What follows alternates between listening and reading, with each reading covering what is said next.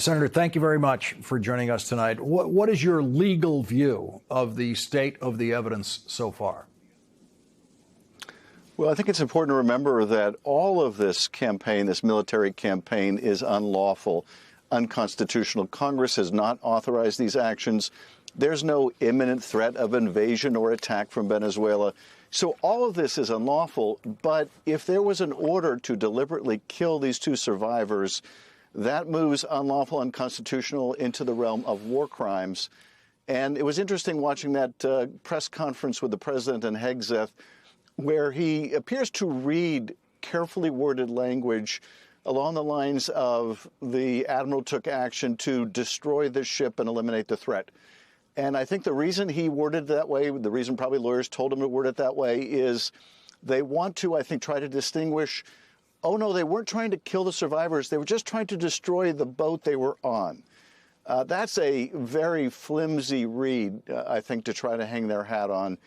If indeed Hegseth ordered for all these people to be killed, and the admiral acted on that order, whether Hegseth was in the room or he wasn't in the room, and I think you're right to be entirely skeptical of any claim Hegseth makes about what he knew or didn't know. But if he gave the order to kill everyone, then he is responsible for the killing of those survivors and a potential war crime.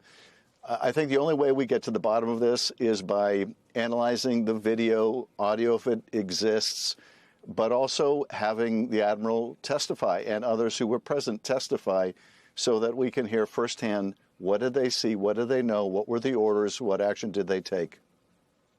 Well, we just heard Roger Wicker, the Senate Armed Services Committee chairman, say in no uncertain terms that he and the committee are going to see every bit of video and they're going to hear every bit of audio.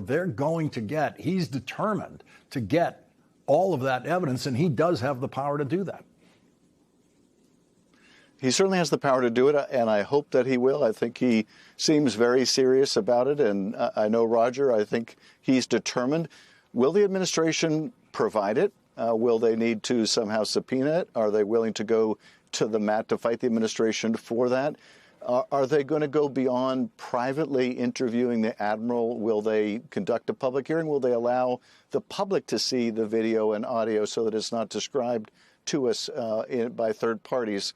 There's a lot of variation in what kind of oversight, how rigorous it can be. If it's going to enjoy the public confidence, I think it has to be done out in the open. And I hope on a bipartisan basis that they will persevere and insist on public hearings and public disclosure of all the evidence.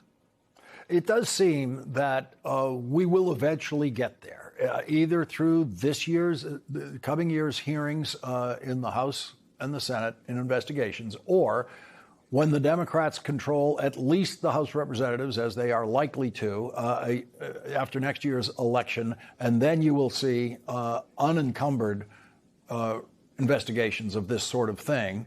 And then, of course, there is the next presidency. If the next presidency has a Democratic administration with an attorney general chosen by a Democratic president, this is a criminal investigation that could be opened on day one.